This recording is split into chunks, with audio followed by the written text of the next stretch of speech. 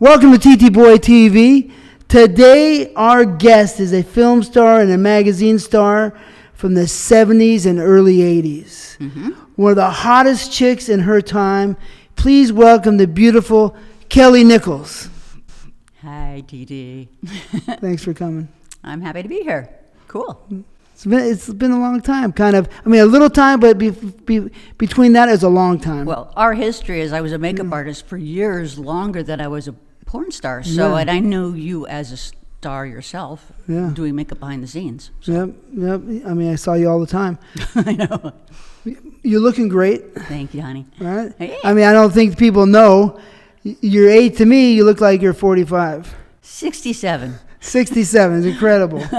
You know, look at that. Incredible. That's how old we go back. 67. I mean, come on. Yeah. Think about that. You look great. Thank you, baby. I always like to get like a profile of the people I'm interviewing. So I like to go way back to the beginning. Where and when were you born? I was born in California to a big Catholic family. I was the oldest girl, 5 boys, and went to parochial school and hated every minute of it. It was down the freeway from Hollywood, about 30 minutes. So what city? West Covina. West Covina? And when's your birthday? June 8th, 1956. Okay. I was a little baby. So a big Catholic family. So a lot of family members? Well, when brothers? I say big, I mean 5 boys is a lot. 5 boys, and I'm the only girl. So, yeah. They protected you? Yes. Oh, yes. Any kind of time I went on a date or something, they'd be there rocking the car, or turning the light on and off, and being obnoxious, and so yeah. That's cool. That sounds nice. I mean, yeah. That's love to me. That's love. Right. Did you grow up with both parents? I grew up with both parents, right? Okay. I did. And what if you don't mind me asking, what did they do? Oh, my mother was a housewife, and then later became a teacher. My father worked in insurance, and then started a whole insurance plan on his own, where you would help the people help themselves, and then you didn't have to pay them any more money after that. And it was a very positive thing. And so my dad, I'm very proud of him. But he's dead. Mom's alive. Wow. So he's a good guy. He's a good guy. He was a good guy. Your mom, how old is she? She's 93. Wow. She lives with me. Well, really? Yeah. Oh, that's cool. That's nice. Yeah. Take care of her. She's great. Yeah. Well, the 93 is, good genetics. But you can see, Thank you. So, I'd like to know, were you a good student in school? No. No? No. I liked art. I liked anything that was not, English, maybe history, but I was always drawing. Always drawing. And then when what I did like to do is go through all my classes, so I was actually done. I could have graduated as a junior, and I stayed an extra year just to take 4 art classes back to back, because that's what I was interested in, was art. Really? Yeah. Wow. That's cool. That's, yeah. I mean, we're not all made to follow the school plan. No. You know what I mean? Yeah. If it's even a good plan. Yeah, if it's even a good plan. And I don't take orders well. So. Right. I had the same problem. So, were you an athlete, a stoner, a loner, cheerleader? What was your title kind of as you growing up in school? A loner, because I was the oldest girl. And Catholic, so I was a little isolated from all my other friends. They didn't get it, but my mom was very Catholic, so we would do this at dinner and all that stuff. I wasn't a stoner till I was about 18 and a half. I kind of made a promise to my mother in my head I wouldn't have sex and I wouldn't do drugs till after I was 18, because I wanted to give that whole her raising me a chance. And that was just a little kind of pact I made with myself. Wow, and you did it. And I did it. Well, that's nice of you. That's it was nice. Heck of a daughter. I mean, for that, keep that promise. Right. That's nice. I mean, I can feel it right here. Right? Yeah. So, I mean, that kind of hurts some of these other questions, but you weren't chasing the boys around, or were you still? No, well, when I turned 18... No, before, though. Before, no. No. Oh, no. I had glasses. I was kind of a dork, if I would say anything. Yeah. I didn't see any of anything. And then, it's amazing what a year can do. You take your glasses off, you wear contacts, you start doing makeup, and then it's like, Really? So you were staying low profile all the way till 18? Till I was 18. Wow, that's crazy. Wow. Well, So, no, but it's interesting because it gives you that ugly duck thing. Because if you're 18 years feeling kind of ugly, you feel like that the rest of your life. I will never be a vain girl because I will never feel pretty. I have to acknowledge it on some level. But because 18 years I was a dork, it's stayed with me forever. wow. Yeah. So were you insecure a little bit, or yeah? Oh yeah. Right. Oh yeah. So were the boys trying to talk to you at all? Nope. No. How about your body? What was your body like? I had a good body, but I wore t-shirts and jeans and like I wore my brother's clothes. I mean, we just kind of dressed. I dressed like a tomboy. How's that? I was a tomboy who read sci-fi. How hot is that? So, yeah, it's interesting. So you were totally hiding your body and everything. Mm-hmm. Huh. Well, that's interesting to know. When did you notice you had a body? And did you masturbate in those early years? I learned masturbation later on. I was kind of a late bloomer about that kind of stuff. So yeah, I mean, I knew what gay was. I knew what masturbation was. I kind of knew what a lot of the different, because I listen and and I did read books. But in terms of really being active or any of that stuff, no, not at all. But when I turned 18 and I was allowed, I worked at a pizzeria and I was allowed to go out, and I went out with a couple boys. I just noticed that guys were interested in me all of a sudden, and they had never been interested. Never? Oh. Well, if a boy, because, I've seen girls, because I could always, see have my spidey senses working. Right. A girl that was kind of, not dorky. I wouldn't even think you're dorky, but high and low profile. To me, I can still see something and say, wow, she might really be sexy and she might be horny. Right. Were you horny? Not really. Wow. Not really. Really? So you weren't masturbating at all? I was, yeah. I mean, again, till 18, you you didn't live in a masturbate. household of boys. I mean, I can't explain how shut down a Catholic household is with boys. It's all about playing basketball, going out, doing this. It's boy stuff. I was just one of the boys. So it kind of takes away from the sexuality. Really? Wow. Yeah. And so no boys. Wow, that's okay. Okay. So you didn't masturbate at all? No. Till later? Much later. Wow. So no kissing boys? I did. I have my first French kiss when I was 18.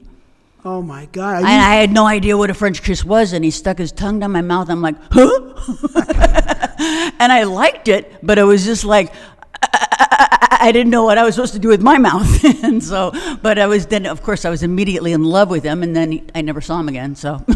Wow, so that is wild. That started a pattern of, like, if a guy started showing me sexual attention, I'd get turned on and want to be with him, and then they'd go away. This is like a pattern. So your repression is sexual magnesium or what happened? I think sexual what happens, gold. I get attention because I'm a girl. I didn't get attention before I was 18. If a guy starts showing me attention, I'm like, wow, that's crazy, huh?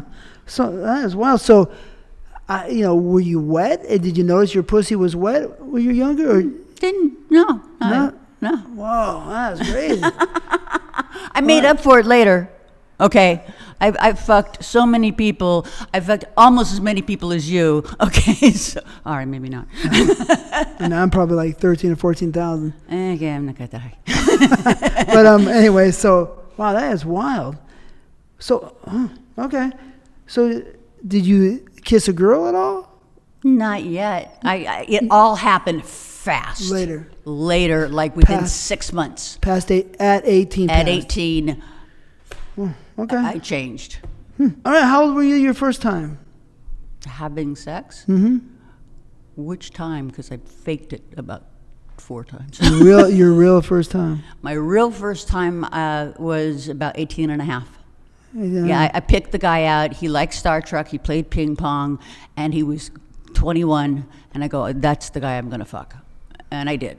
Really? And so that was kind of cool because I handpicked it, And after that, then I faked it with a couple other guys going, oh, it's the first time. Because they always have this interesting reaction, and I just wanted to see what they would do. Really? Great of mine. Bad girl. I don't think so. I mean, all that time. I know, I'm making up for it. Yeah. That is wild, you know, but you didn't feel horny. You didn't feel like you wanted to fuck until 18? No, it was less about wanting to fuck and more like if a guy had a hard on for me, that was the ultimate compliment. A guy can tell you you're cute and all this other, you just don't believe it. But if a guy is turned on to you, that is the biggest compliment in the world. And it has always stayed with me for as long as I've lived, just as like, that makes me hot. That really gets me going. When a guy is just right there, right before everything else happens, and he's really turned on, there's nothing better. Oh, Yeah. yeah? Oh, wow. So all of a sudden you're a good girl, and then you've turned into almost a bad girl. Almost. All right, we're not there yet, but so your first time. So the first time, did he come real quick?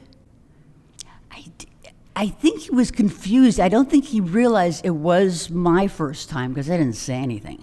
I was kind of making painful faces because it wasn't very pleasant.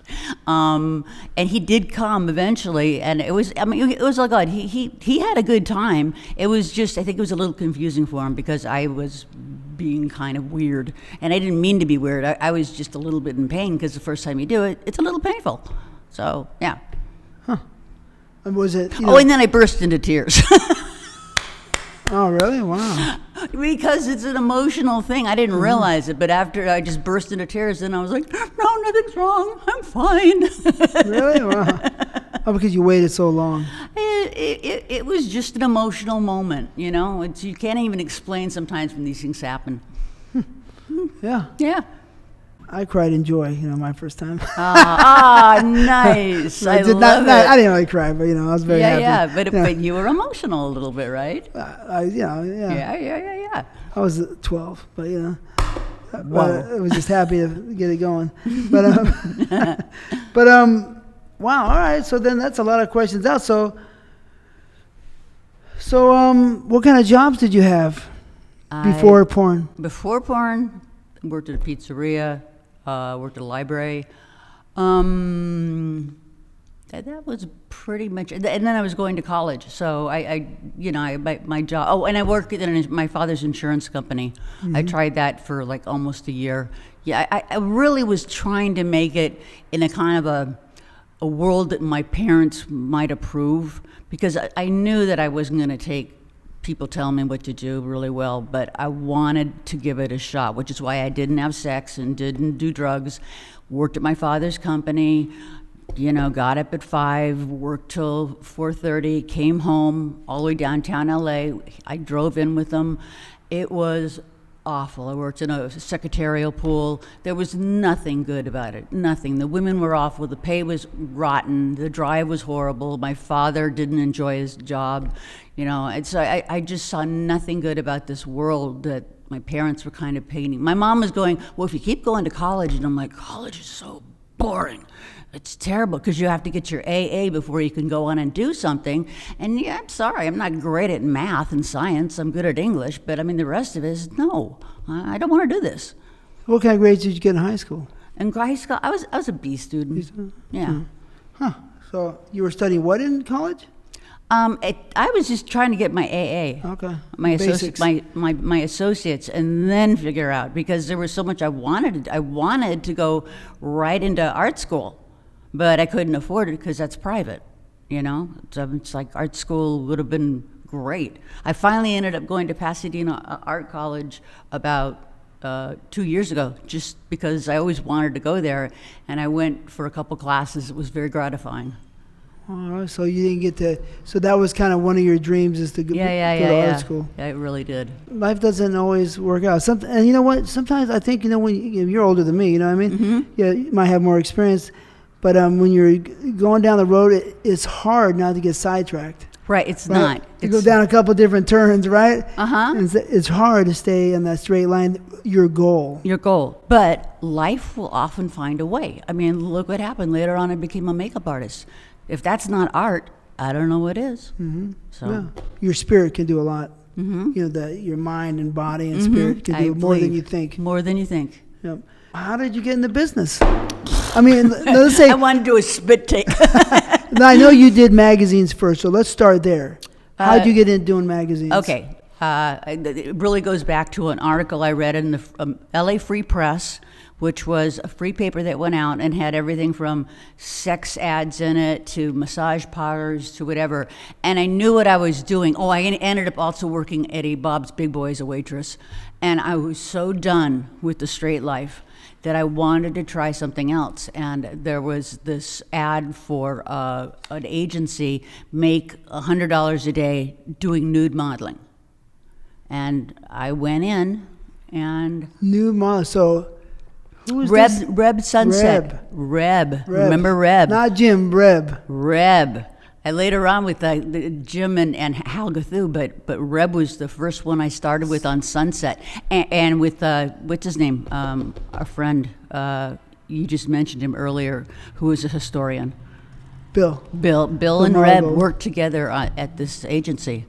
So Bill worked too in the agency?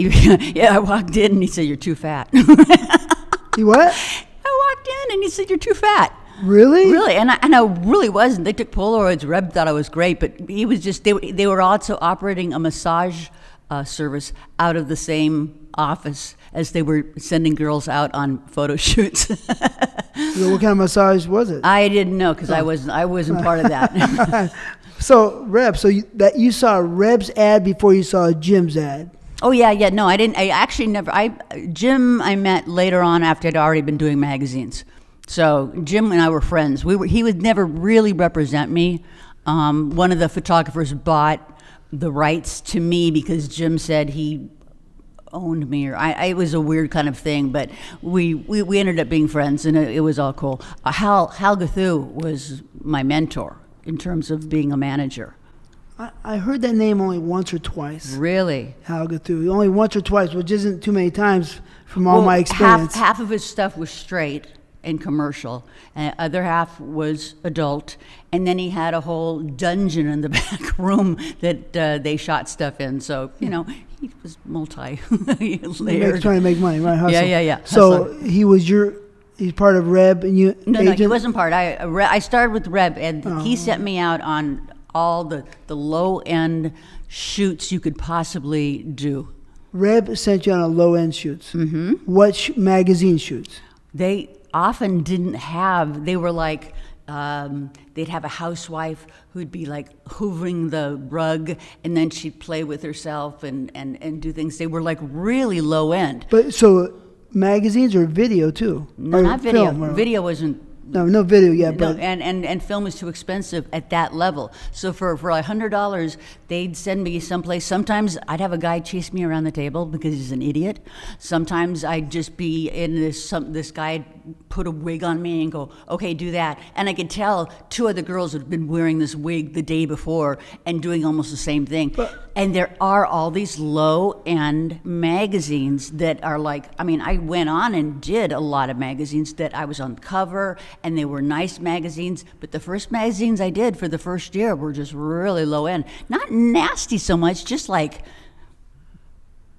low-end, like you got the stuff out of a thrift store and you're shooting in somebody's low-end apartment. So they would send you in, they do action and they just shoot stills. Mm-hmm. Shoot film. Stills, yeah. Film from camera. Yeah, and it got about as hot as touching yourself. You didn't insert anything, but you exposed yourself.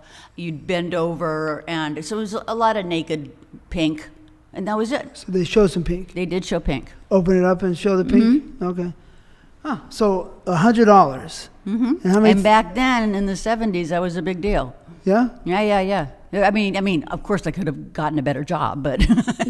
But what year exactly is Okay, that? let's see. This would be about 76, maybe? So 1976 is when you did your first magazine for $100. Mm-hmm. So I'm going to look it up real quick and see what was minimum wage in 1976. God, you're going to shame me, aren't you? No. Okay, remember, this is like without taxes. They're handing you. No, I know, but Yeah. minimum wage is probably like $2 or less, right? Oh yeah. It wasn't very much. So I mean, who wants to do minimum wage? if I hustled really hard at as a waitress, I might have been able to make it. But this was usually about 6 hours. 1976. So minimum was $2.50 in 1976. Okay, so Yeah, so that would mean, that's what the heck, 25, 50, so that's 40 hours. Yeah, 40 hours for $100. So it would take you 40 hours at minimum wage to earn $100, but you did it in an hour or two, right? right, exactly. So who doesn't want to do that? Well, especially after working. I mean, I was a waitress. Waitressing is hard. Yeah, on your feet all day. Yeah, and I didn't know what I wanted to do when I grew up. I mean, I wanted to be an artist, but that seemed like that was going nowhere. So, and I had no compunction about showing my body. For some reason, wearing clothes all the time, like a boy and all that kind of stuff, I wasn't thrilled about my body. I didn't think it was the best body, but I didn't think it was the worst. And it never embarrassed me. Is that your body right there? That's one of them. Let's see.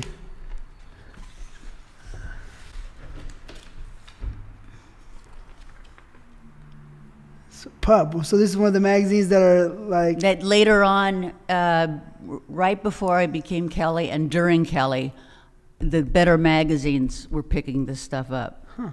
That's interesting. It's called Pub. I've never seen this one. I used to look at everything. Yeah. In the 80s, there were lots and lots of. Really? Yeah. So this is 84. Okay. Yeah. So wow. But you started in 76. Mm-hmm. So is this another one right there? Is you? Oh, yeah. But let me show you. These are the ones that after I became Kelly, so you probably don't want to see those right away. Right. Yeah, here's something I did through Hal, which was, he put me in some straight stuff, and that was one of the 35 Magnum. And 357 Magnum. Yeah, the yeah. movie is called 357 Magnum? Yeah. So I got some commercial work. I worked I did King Kong, the 76 King Kong. I was Jessica Lange's stunt double. Yeah? Yeah. So that was Was she kinda cool? She was in New York. I wore her outfit, and they had the giant monkey hands there, and they were like fiddling around with this dress that was supposed to be a breakaway dress. The guys would pull it in the back, the finger would go, I'd be like, ow! And it was with one hand here, I'd sit here, and this other hand would come down like that. Then they broke, so I was on set for 2 weeks just wandering around MGM, like looking at all the other shoots going on and stuff.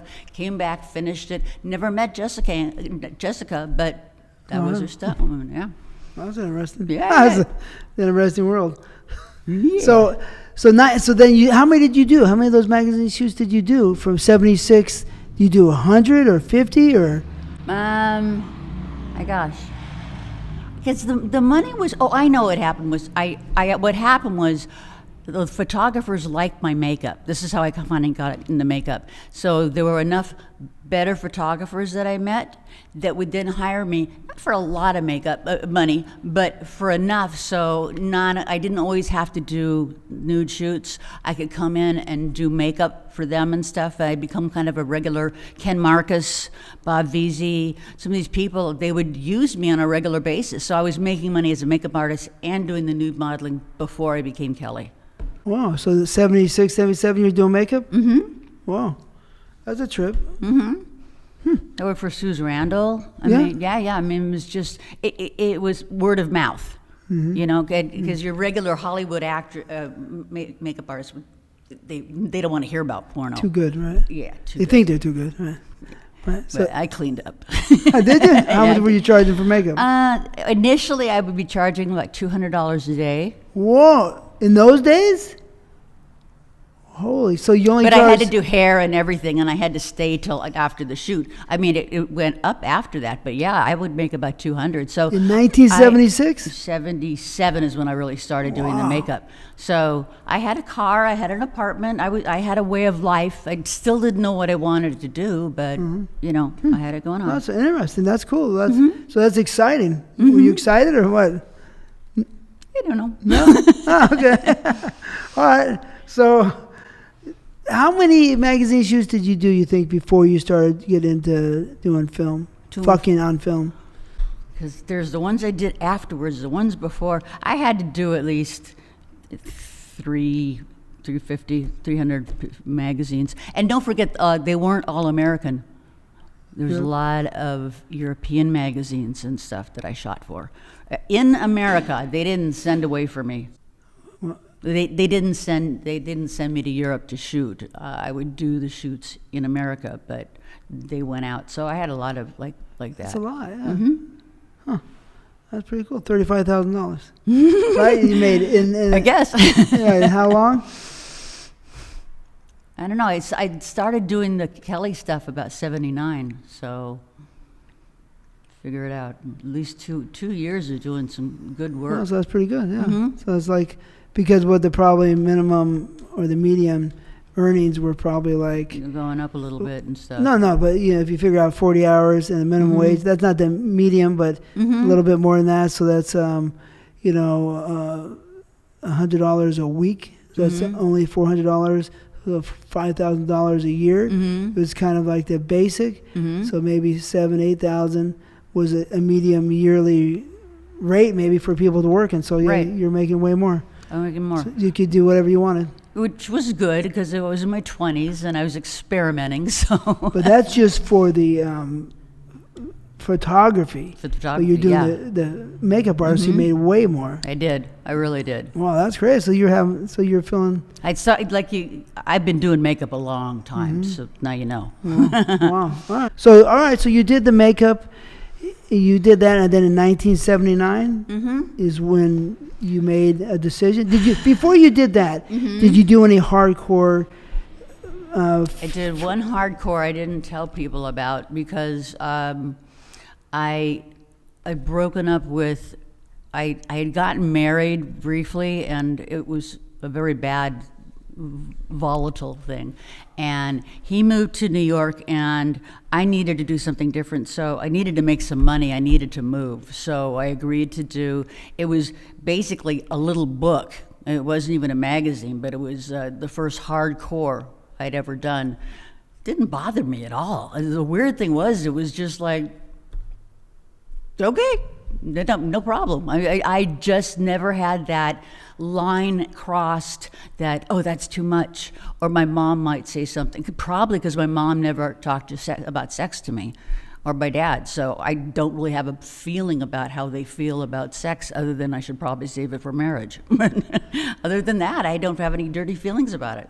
Wow. But then we didn't talk about that. After you turned 18, you went buck wild? I won't say buck wild, but I was definitely open. You got to know, this is the 70s, a lot of drugs. People didn't ask questions. Here. So you were taking some drugs? I tried everything. Yeah, because I had no experience. I was living in West Covina, a little kind of suburb, sleepy, with a Catholic family, not trying anything. And now all of a sudden I'm 18, I can fuck if I want, I can try drugs, I have money, I have a nice car. What kind of car? I had a Mercedes. Really? Yeah. Really? Yeah. A newer one? No, an old one. Old? I think it was a 220 or something like that with the top, canvas top and stuff. It's still cool. Yeah, convertible. Cool. Yeah, Huh. convertible. Oh, that's awesome. That's why I liked it, because it was an old car. That's awesome, though. So, you know, I asked everybody, mostly everybody that, you know, I know that might have partied in their time, right? Was sex and drugs more fun?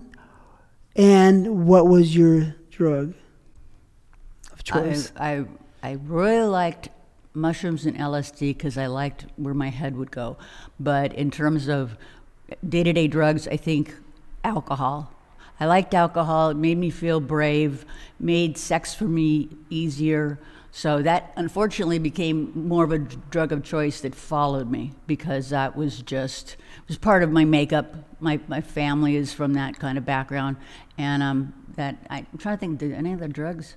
I tried other stuff, but nothing stuck with me except for like the LSD and the drinking. So, cocaine never was your thing? No, it wasn't. I tried it and it was just like, but it's over. I didn't mind speed so much because if you need some energy, it'll last.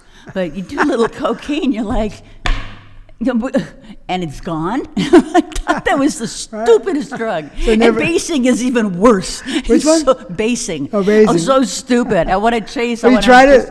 I tried it once, and then and you get back. Oh, it's so great at first. I said, well, the first time was pretty exhilarating, and they would just keep trying. Really? And then you keep trying to base, and you'll never get as high as the first time you did it. So then it's like ridiculous. I mean, why try it? So I tried it once, and it was ridiculous. So the stimulation, some drugs, for certain people, like you're saying, alcohol. But so is alcohol that made your pussy really wet, or was it the mushrooms, or did any of that really turn fire into you? The alcohol helped make me feel sexier, which then made my pussy wet. Does that make sense? Yeah. Yeah. It was a confidence thing. All right, so it's all psychological. It's very psychological. It took a long time for me to be able to have sex without alcohol. Really? Really. I mean, at 18 and a half?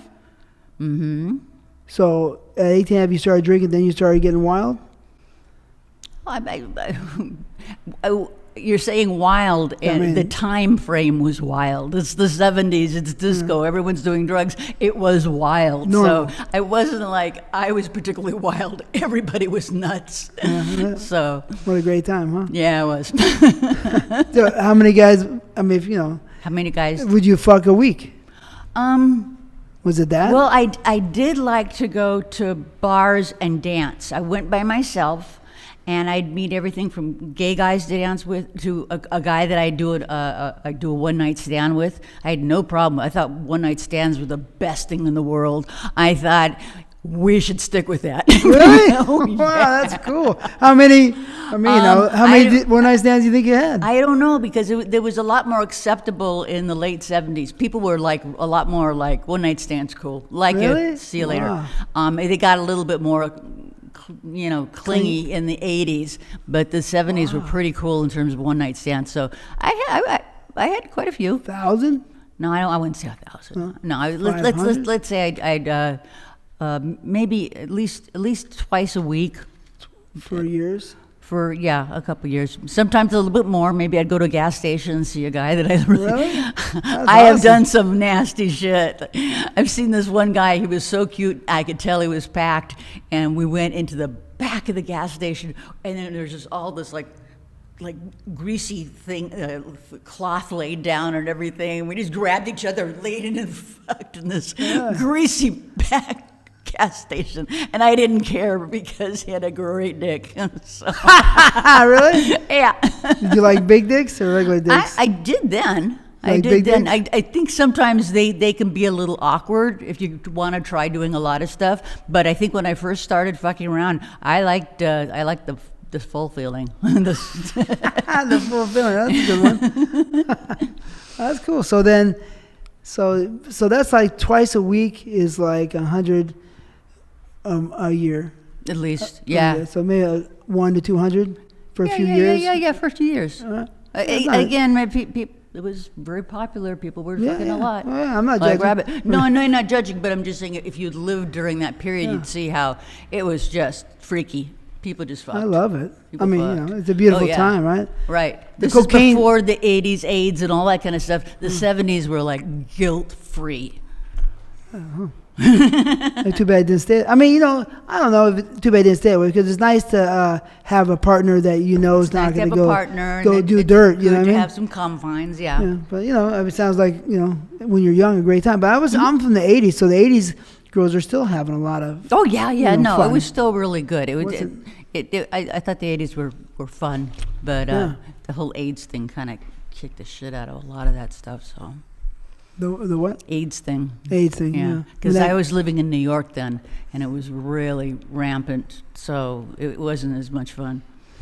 I mean, I read books. I wasn't, paying, but I remember, in junior high school hearing something, and then it started growing. Right. But anyway, so, all right. So that's a lot of magazines. So there's 1979. You do a hardcore shoot. Hardcore magazine. Hardcore magazine, and they paid me good. And then I moved to. What was it?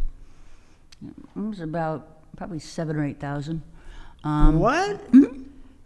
Because I hadn't had they also liked it if you haven't had a history of fucking, and no one saw me fucking, so this was a big deal for them. For a magazine, hardcore magazine. Yeah, it was like one of those. It was almost like a book. Have you seen those things? Yeah. It's somewhere between a book and a magazine, and it's kind of thick. And the whole thing was me fucking this one guy, and I didn't tell anybody about it.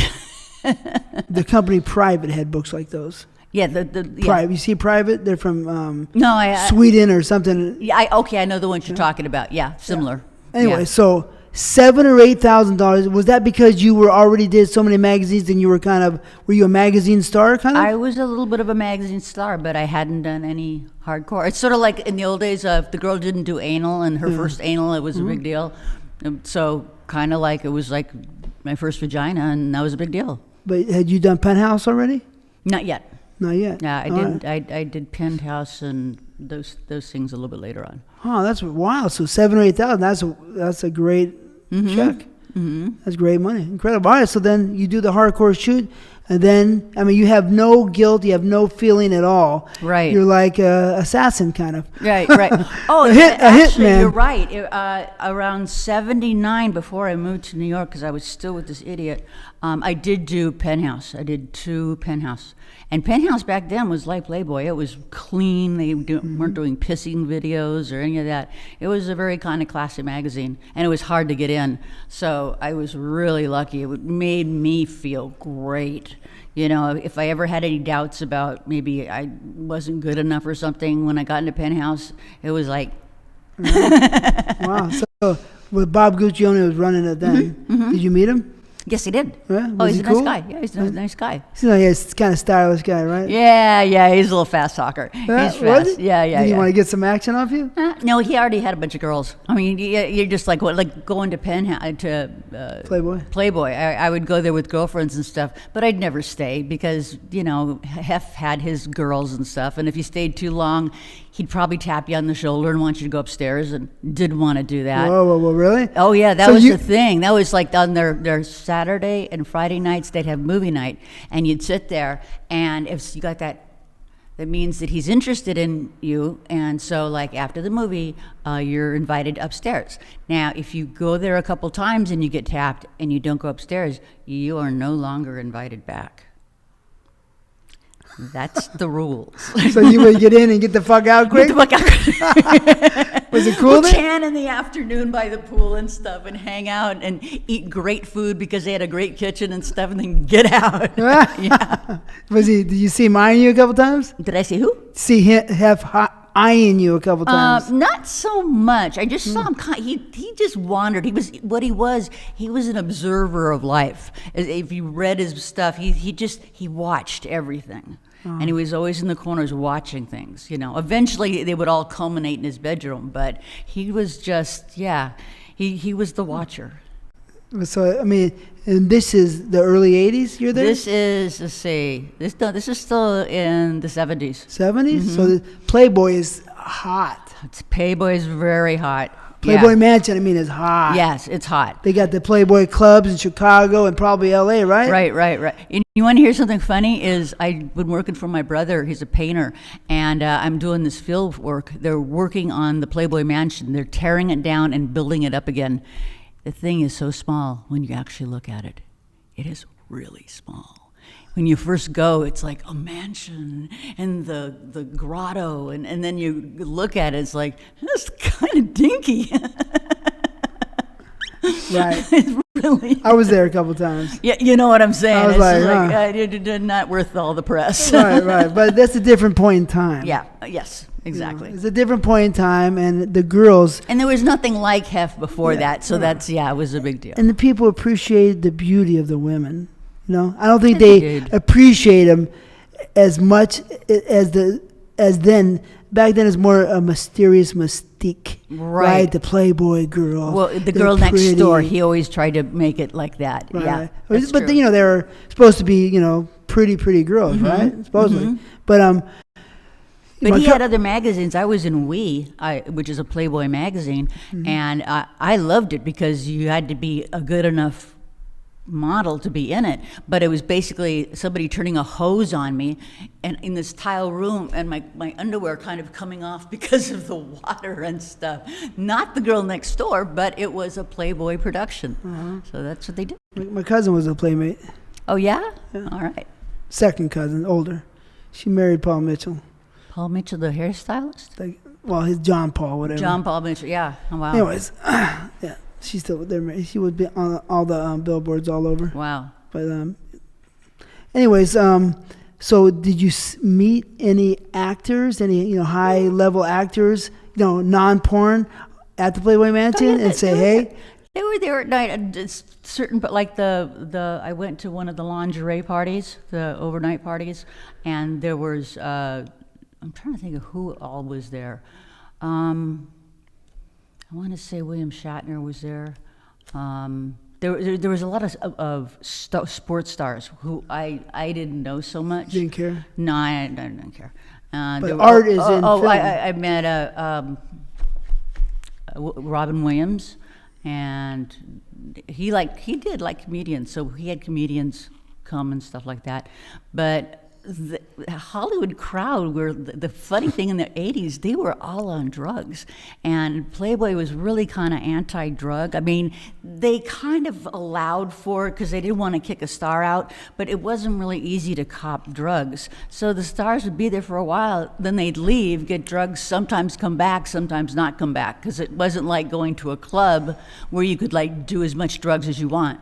That's what the stars like to do. They love doing the drugs. Oh. So Did you have one night stand with any of the actors? Come on. I'm trying to think. Give me the skinny. No, I didn't really. No, because nobody really. Something might pop out. Something's telling me that I actually did one, and I'm not remembering it. But mostly, it was just no. No, not so much. But then again, there were so many pretty girls there. And blondes were like a big thing. And, I'm a redhead and I don't have fake boobs. So, I'm a little bit down the ladder, which is fine. I don't mind. I'd rather be talking sometimes than, jumping. So. Huh. Well, was it fun? It was fun. Going It was Playboy fun. Mansion? All right, so wow. So you did the Penthouse magazines by 2 shoots before you did the hardcore. What was Penthouse paying you, and who was the photographer? Was it Suze? Was anybody special? No, it was their main guy. Oh my gosh, I ended up doing makeup for him for years. He's in Las Vegas. I'll think of his name. He is the photographer for Penthouse. I needed both of them. Arrogant man, but Arrogant man. Oh. he's a very arrogant man. Was he good? Did he have reason Oh, to he's be arrogant? really good. Oh yeah, no, he's so good. He's good, but he would sit there and insult you. And just be kind of a dick, and you'd just kind of try and be good, just so he would shut the fuck up. He was mean. I'll remember his name in a minute, but Cowboy, huh? So you did? Was it a centerfold? No, both were not a centerfold. Okay. One was a storyline with me and a guy in a getaway kind of 1920s with all this authentic clothes and everything else. And the other one was a single girl, which for some reason he stuck a black wig on me with bangs and black wig. You couldn't even identify me. And I don't know why he did it. It was one of their more popular things, but it was just... Yeah, I guess he's got a kind wild of a decision. I don't know. If you're an artist, you got right. You You got got a wild hair up your ass, and you say, yeah. I like brunettes. "I was smoking a joint last night. Yeah. I had the vision. It occurred to me. Dark hair or LSD. That's what I want. Yeah." Right. Anyway, so how much did they pay? Do you remember? Not that much. I think it was about 1,000 for the shoot and 500 if you got on the cover. All right. But centerfold is more. Centerfold 3,000. 3,000. Yeah. Okay. So I mean, yeah. So you hadn't worked for Hustle yet. No, I hadn't worked for Hustle yet. All right. So then you did your hardcore shoot. So tell me how it was the lead up to doing a film shoot. Well, who or how did you? Okay, wait. This is a really quick story, but my ex-husband, who then moved to New York, and then I moved to New York because I was having issues about being away from him, like an asshole. He met Chuck Vinson, who was this gay director, and he had just had this big hit with Samantha Fox. And I forget her partner, but it was a really big porno movie. It did really good on 42nd Street, so he was looking for the next girl. He wanted to create a girl. Now, I was in Penthouse, and he was interested, and he found out about it because my stupid husband told him that, oh, well, my wife shoots for Penthouse, and she'd be really good. So he introduced me, and my husband's a jealous motherfucker. So this guy is actually introducing me to a gay director going, she'll fuck. a what director? A gay director. Chuck Vinson's gay. Gay director. Gay director. But he shot regular straight movies. Yes. All right. Yeah. I heard Chuck Vinson's name before. Yes. Yeah. No, he's really good. He's really good. So your husband's crazy a little bit. He's nuts. But we were in New York at this point, kind of living together, broke, because that was a bad decision, and they were going to pay me almost, $18,000.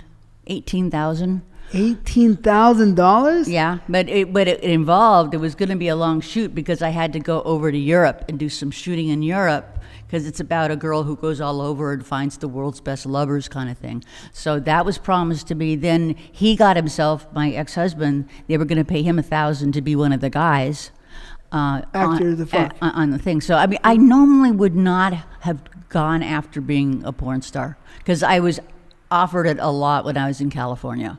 Except for that one book that I did, I didn't do it. It was just kind of like, almost kind of trashy thing to do. I can't explain it, but there was kind of a hierarchy.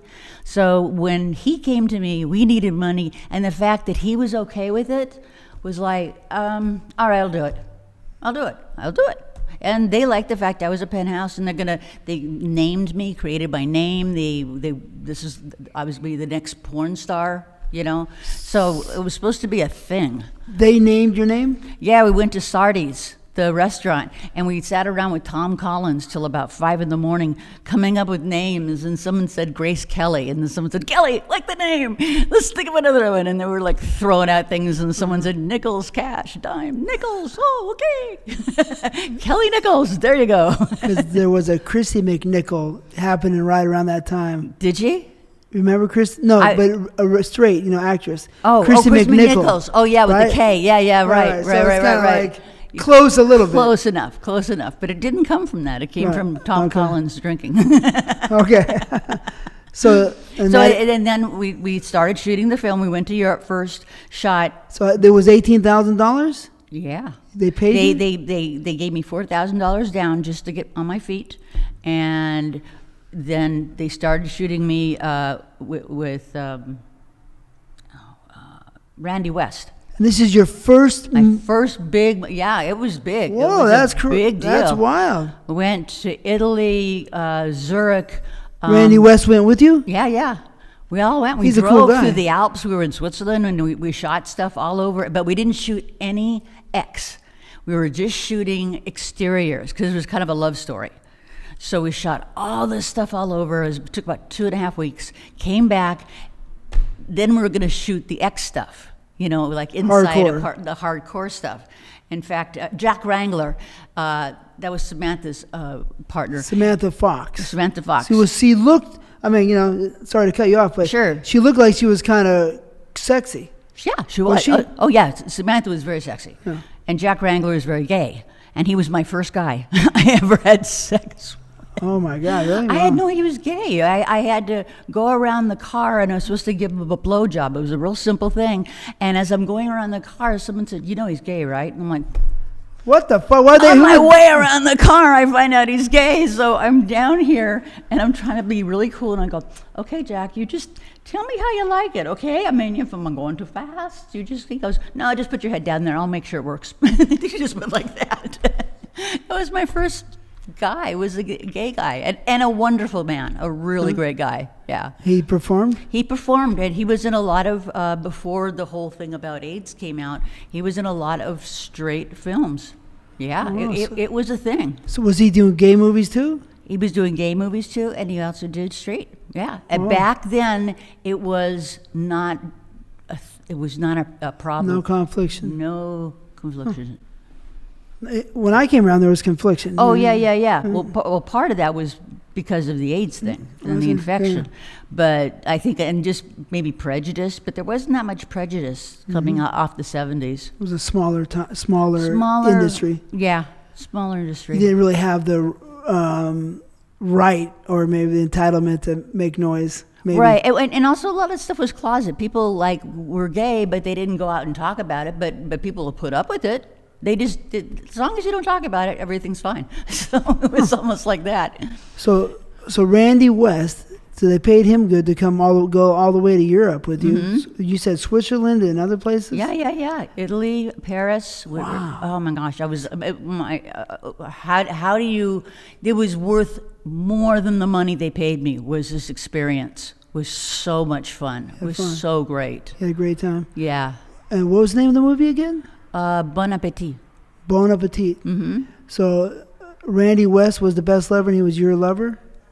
He was my boyfriend, although I didn't really know it. I had made a bet somehow, and I was going to find the best lover. So I went from like a newscaster to somebody over here.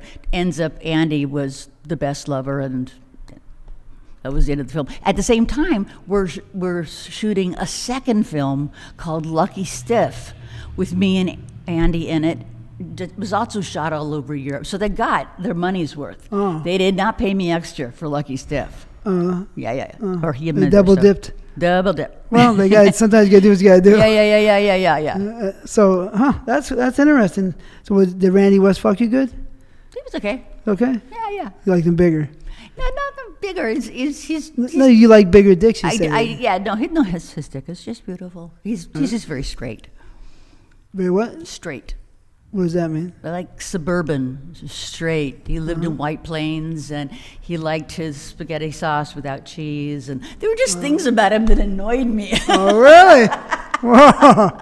I really liked him, but it was like, I couldn't get that passion going. I couldn't get passion out of him. Yeah. All right. Huh. Yeah, I mean, that's interesting. That's really interesting. So you did your first porno movie, right? Uh-huh. How old were you? That's 1980 or 79? 79, 80. 23, 24 years old. So, about 23.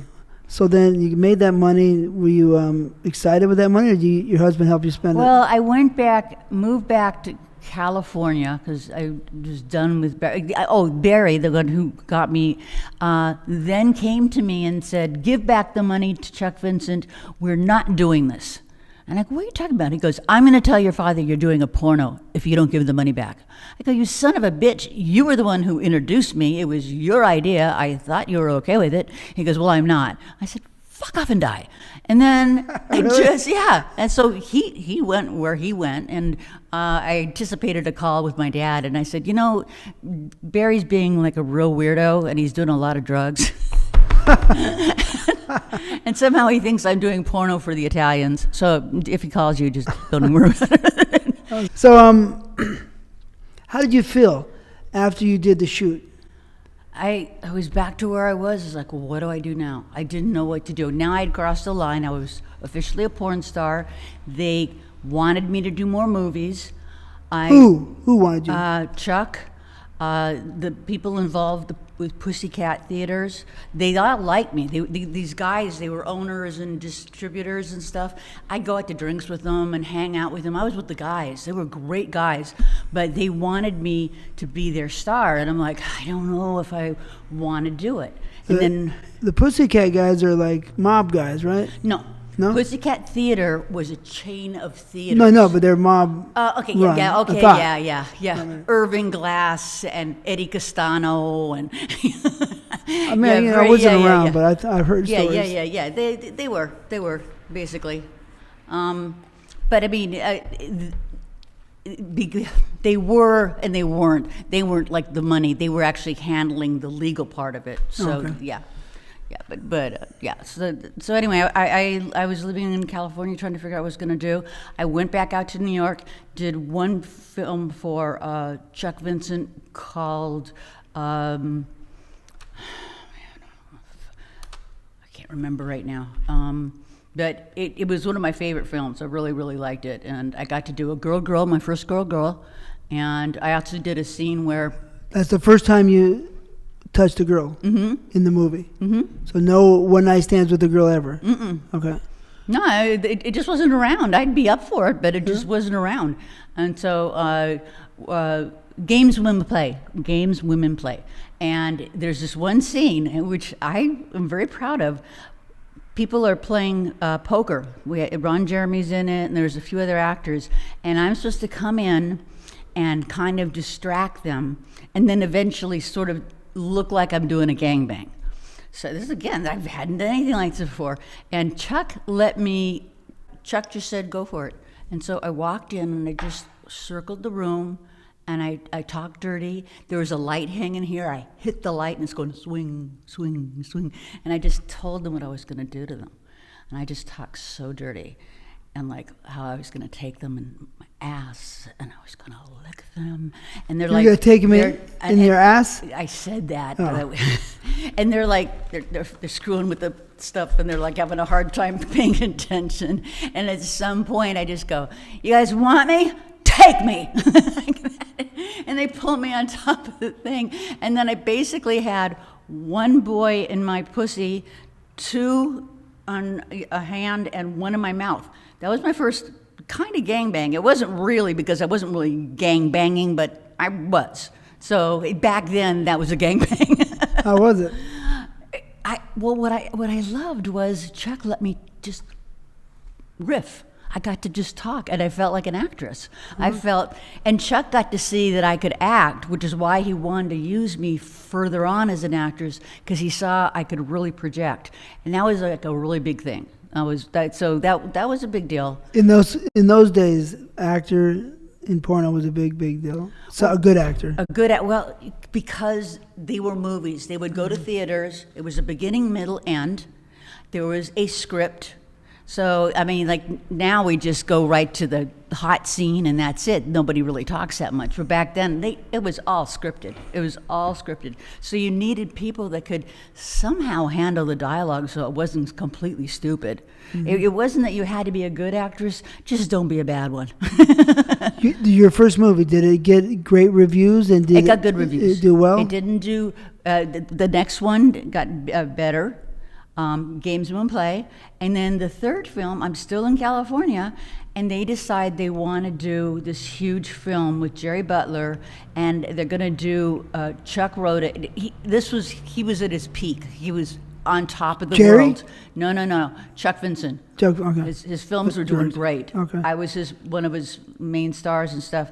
So they did this film that I was involved in, and again, it was kind of shot all over the place, and it was a big deal. And that's the one I won Best Actress for. All right, Best Actress.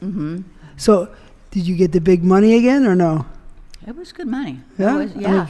I mean, if you're thinking about it, the weeks in between that you're not working, not so much. Every now and then I'd pick up a makeup job and stuff, but I wasn't making as good of money as I was before when I was doing the makeup and doing the makeup and some of the nude work. So but now you're a celebrity kind of a situation, so you're trying to figure out what you're going to do. And like the guys from Pussycat were going, but don't do too many because then you'll be overshot. I'm going, but if I don't work, I can't afford my car. I mean, come on, guys. And so they were like all mixed up about it, and it was just, it was confusing. It was confusing. I for a little while, I lived in New York with Samantha Fox, just in her apartment, just because I really didn't know what I wanted to do. I just didn't have it together in my head. I was still confused. I was coming off partying from the 20s. Now here I am, a porn star and a magazine star, and I'm starting to realize there's like 5 of us in all of North America. You've got a few guys in San Francisco, a few people in New York, and we're doing these films. These are the films that Middle America are seeing. They're not seeing a lot of other people doing. We were the stars. I had no idea. This was like a big kind of like, whoa. You know, this is before people were doing like the porn where they were shooting it at home of the wife and doing all kinds of like stuff like that, and people had handheld cameras and started doing that. No, it was all film, it was all scripted, it was all on movie theaters, and it was all us. It was crazy times. Seriously. I mean, think about how different it is when you were a star. I mean, you guys. Yeah. We were stars, right? We were stars. But you were even bigger stars. But there were more of you, and you made more movies. Like I would make a movie, and then there'd be a big gap before I would do another one. Right, but when you became a popular, a star, you got the big money. Did that kind of taint you and saying at that point in time, I don't want to do makeup because I'm a star. I make $18,000. No, but that was because I was working for Chuck. That was an anomaly. It did not pay that good, and there were B actresses that were doing more movies more often, but paying a lot less. And then they would work at a strip show or something like that to cover it. So I'd be like, no, this is just not the way to go. If anything, I wanted to go back to doing makeup, which I eventually did. Okay, so, did you work with John Holmes? I did not work with John Holmes, but I have a cute picture where we signed for the convention. You know, they have like in Chicago, and and he was so much fun. I met him on the elevator, and he had a suitcase, and he goes, "Oh, you're Kelly. We're signing tomorrow." I go, "Hi, John." He goes, "Come up to my apartment." I go, "Okay, John, I'll come." Went upstairs. He opens up his case. He's got every drug there is possible, and weed, and coke. You couldn't even, and pipes. And he goes, "What do you want to do?" I go, kind of full right now. Whoa. A little full. I think I want to go downstairs, take a nap, and I'll catch you tomorrow. No shit. He had every drug, crack pipes, everything? Everything. And this is after he got out of jail. Is that you in the corner? That's me in the corner. And that's Tom Byron? No. That might be Tom. I don't know. I can't. I don't know. No, It looks like Tom Paul Byron. Thomas. It's Paul Thomas. John It's Holmes. Paul Thomas. That's a young Paul Thomas, I think. Really? Mm-hmm. Whoa, that's young Paul Thomas? No way. That looks like Tom Byron. I mean, look. No, Paul Thomas? that's Paul Thomas. No shit. That's what he used to look That's like. Paul That's, Thomas? before he joined Satan. Before what? I'm kidding. He joined Satan? He went to the dark side. No shit. Whoa. So you didn't work with him? You didn't have sex with him? With John Holmes? No. But you did with Paul Thomas? Yeah, one of Chuck's films was that corporate something. So I would do, every now and then I'd do a few films for Chuck, and we'd win awards. We'd get like certificates, or we'd get, I won a Critics Award statue. I won Best Actress. So you got this instead of a trophy? No, I got it, and a trophy? Yeah.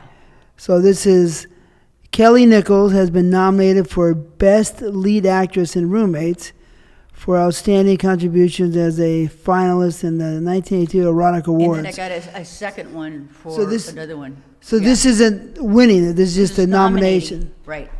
Oh, that's history. That's 1982. It's 1982. fun. Yeah. Well, you know when you win Best Actress at the award shows, and they open up the elevator, the envelope and stuff.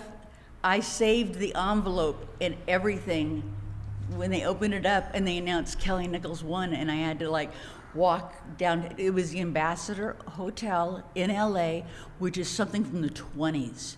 It is gorgeous, beautiful tables, lighting.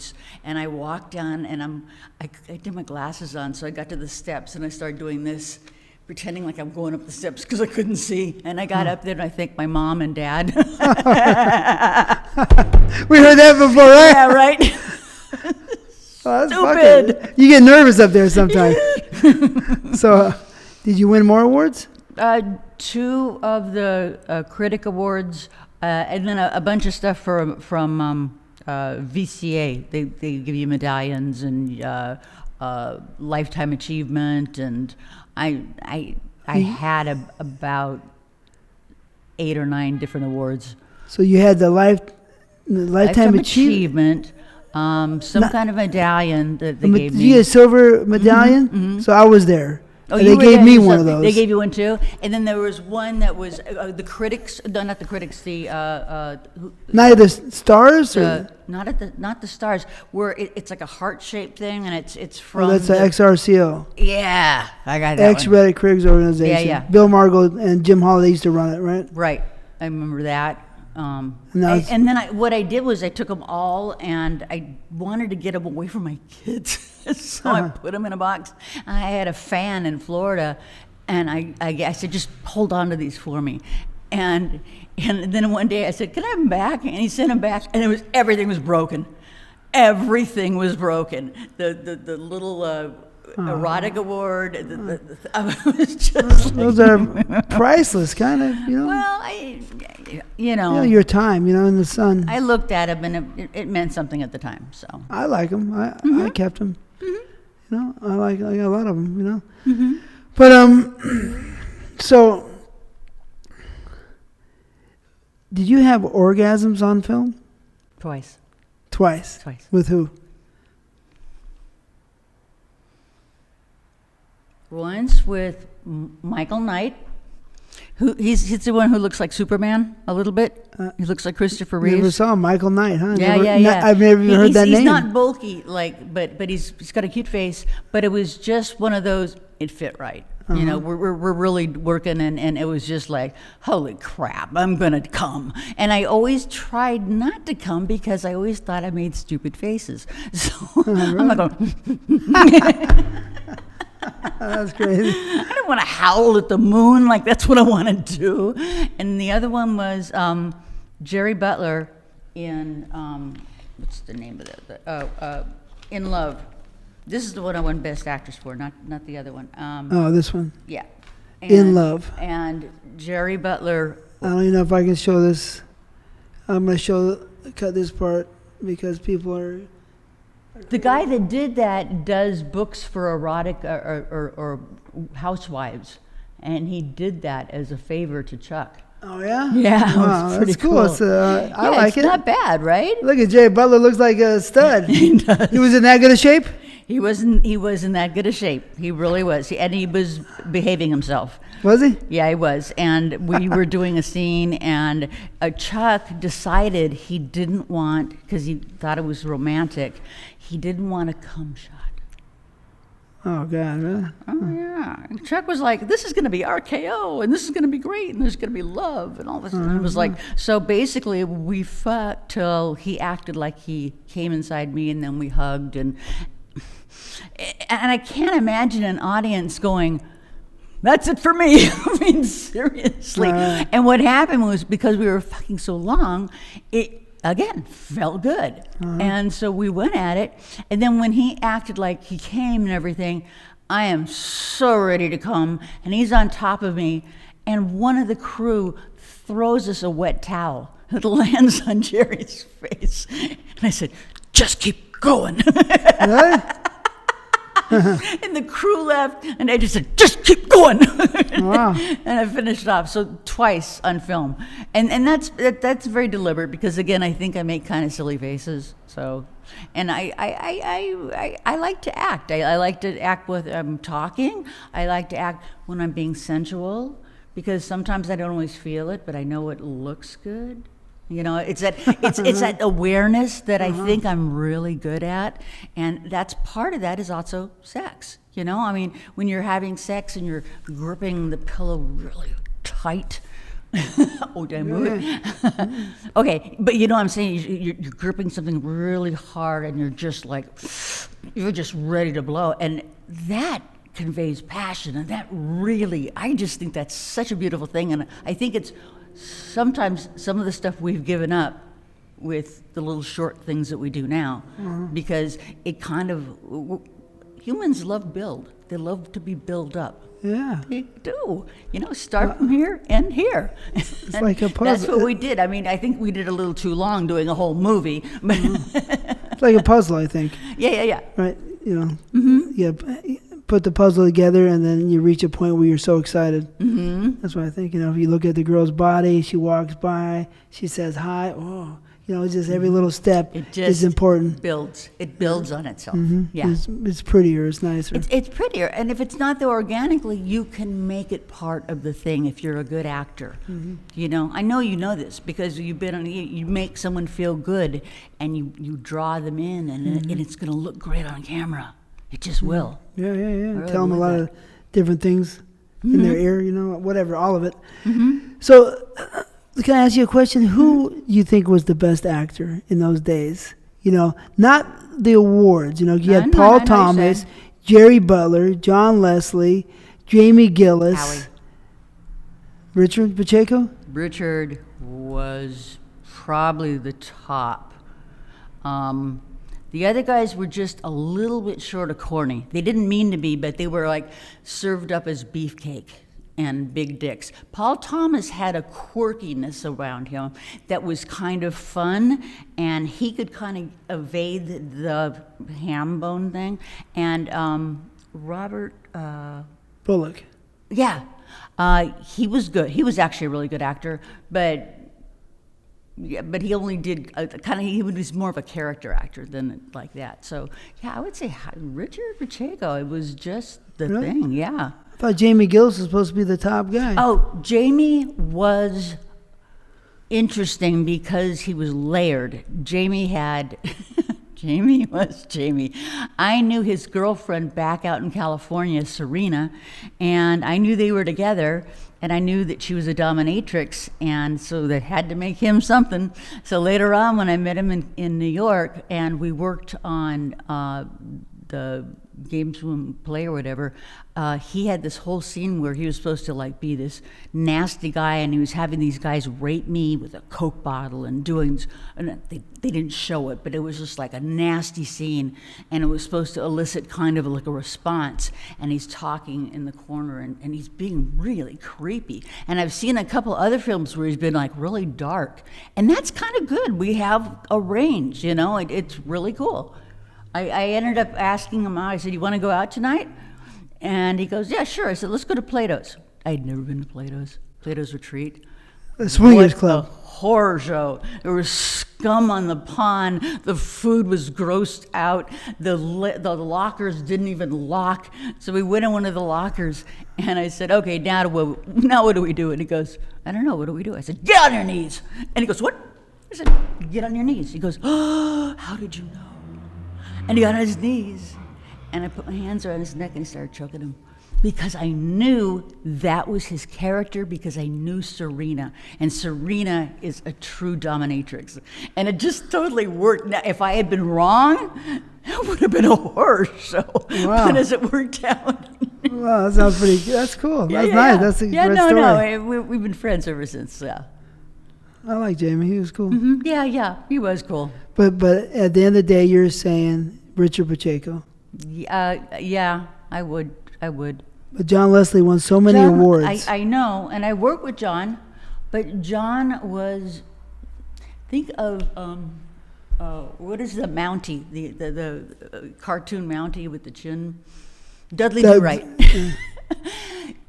He had a little bit of Dudley Do-Right in him, and dum, dum, dum, and I probably didn't see all his films, and I'm sure he was amazing in some that I did not see. But the ones that I did see and the ones that I was with him, he was just a little too Dudley Do Right for me. Really? Yeah, Wow. yeah. But he had a wonderful cock, and he was a sweet person, and he knew how to cook. Oh yeah, he was a cool guy. He was. His He's wife's special, wonderful. right? Yeah, he's special. So all the guys, those days, who was your favorite guy to work with? Can you remember him? All of them? Yeah. Who's the one who liked to drink Coke all the time? There's this one cutie from the 70s, early 80s. I might have to call you and give you the name but he was so cute and wonderful. And he was one of those guys where it was all about you. That never happens because the guys are trying to get hard and stay hard and all that kind of stuff. So I don't blame them. It's all about them.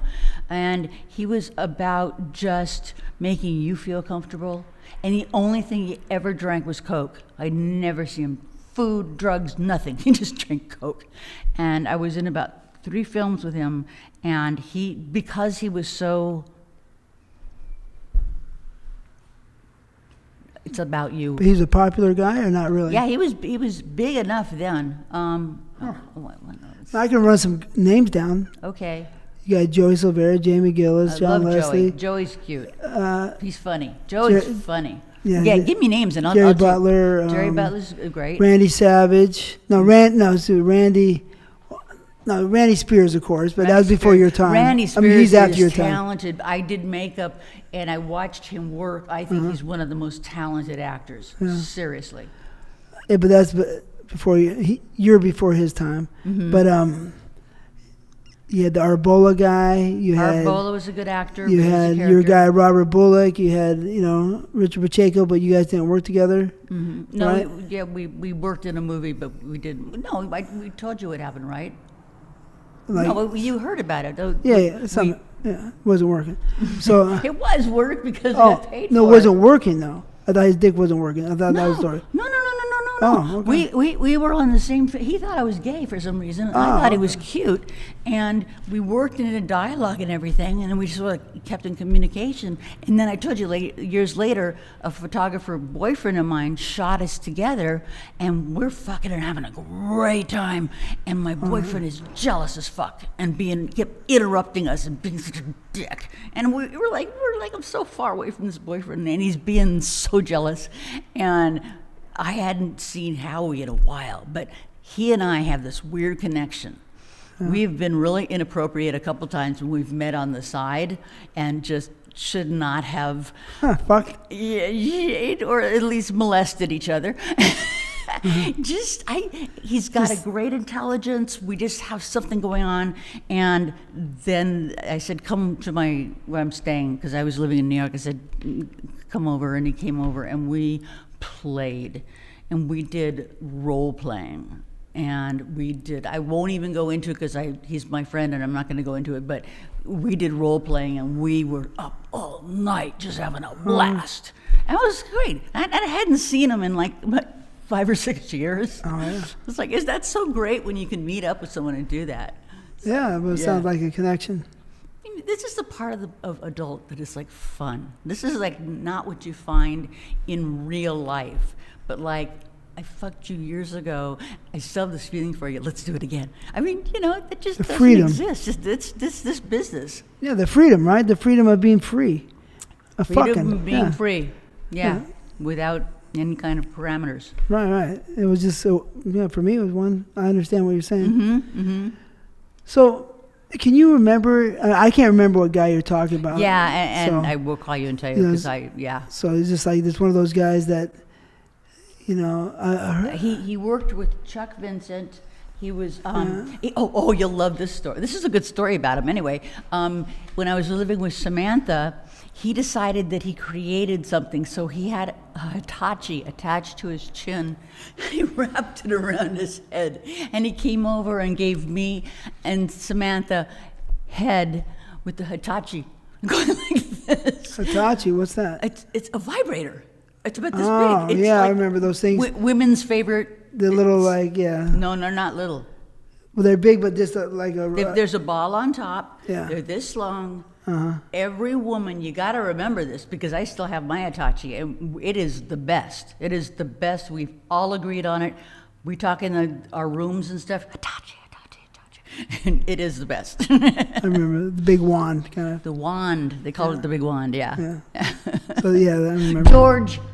George Payne. That's his name. George Payne. Never heard of him. Okay, he did smaller roles. He wasn't always the main, but if you get a chance, look him up. He's a cutie pie, a sweetheart, and he should get some recognition. All right. Yeah. George Payne. Let's put a note out there. What about Tom? Do you work with Tommy? Tom Byron? I work with Tommy.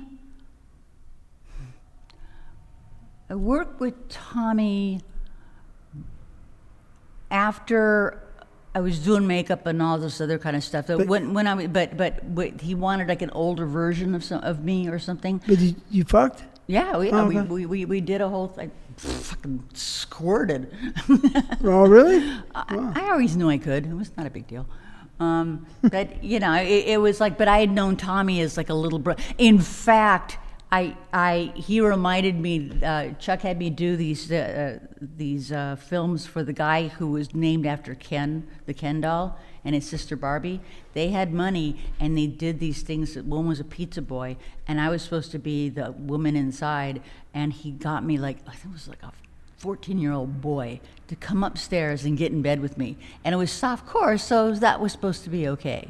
And I felt so goddamn weird having this 14-year-old boy playing around in the sheets with me, and I was like, I'm just. Who it did was that? all over my face that I was not okay. But who did that? Chuck Vincent. It was like I said, it's the Ken and Barbie estate that had money. They decided they wanted to get into softcore. Okay, I got you. So you didn't like it? I was like, fucking my brother. It was terrible.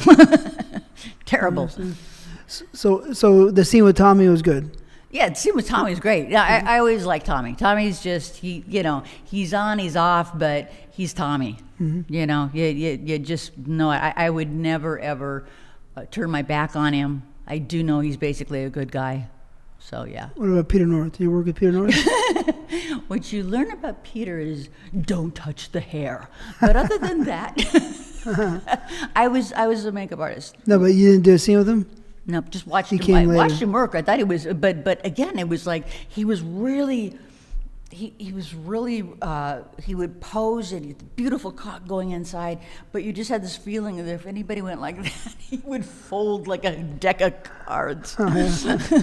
He's a cool guy, though. He's a wonderful cool guy. right? He is a wonderful guy. Yeah, one of the nicest guys ever on the set, right? I think so too. I really do. I think there's so many good guys. I mean, I'm trying to think of like bad guys. There were a couple that were like. There's one actor who I will not name, but he's a major actor who turned out to be a kind of a dick, a real dick, and Porn a lot actor. of people didn't know that he was capable of being that much of a dick. I mean, just the way a lot of people didn't know Ron Jeremy was doing the shit he was doing. I mean, Ginger had a whole thing where he raped Ginger, and she tried to talk about it, and no one believed her. And I didn't know how to talk about what this guy did to me, and he was one of Chuck's main actors. And I was just like, I guess that's what it's like to be a woman. You know? Now that's it. Who was the guy? You don't want to say his name? I just no, because I don't. I'll tell you just a little bit. What happened was, he couldn't get hard, so then he said, "Have you been doing coke?" I go, "Yeah, in the last couple of days, maybe." He goes, "Well, that's why." I go, "No." He goes, "It's all your fault." He was just being so weird, and he couldn't get hard, and he finally got hard, fucked me, came. Then jammed himself back inside of me and started fucking me again. He goes, "This one's for me." And fucked me really hard till he came again. That's how vindictive this fucker was. That's nasty shit. That's just nasty shit. I'm sorry. I'm a woman, I'm telling you. Most women would say that's bad. That's really bad. But I won't say who he was. What about Tony Montana? Did you work with Tony Montana? Oh my God, Tony is scary. You don't know if he's going to sell you across to Mexico or what the fuck's going on with Tony. He was so weird because he knew I was a porn star, so he always would try and trap me in the makeup room and come up against me and rub me and stuff like that. But I didn't take him seriously, so I practically punched him in the balls several times. But he's a funny guy, and I think he does good scenes, you know. Yeah, he seemed harmless. Like, yeah, no, he's harmless. Yeah. So let me ask you this question. Do you like fucking better or giving head better or getting your pussy licked or licking pussy? Wow. I'm good at all of it. I really like all of it. I really do. I really like giving great head because I think I'm really talented. To women and men. I've worked on it. I have like really worked on that skill, trying to make it different. You know, how do you shake it up? How do you make it different? But not so different they're going, what the fuck? You know?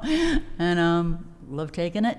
Not, you know, it's a weird, I guess not, I'm not a big head girl because people don't do it right. I mean, so what happens is I usually have to finger myself while someone's giving me head so it's hitting the right spot. And I'm like, okay, then I can come.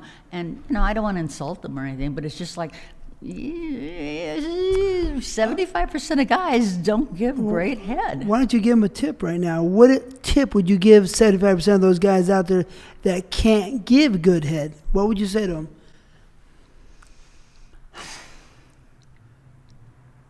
Find out how sensitive her clit is.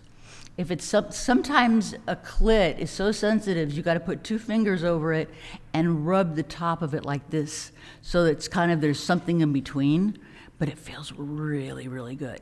Some women want it like directly on it, and they want it hard. You've just got to find out. Guys just don't ask the question about the clit. It's like, where is it? Okay, you know where it is. Now find out how sensitive it is. Find out what would make it just a total experience. That's the best thing I could say, because the clit's everything.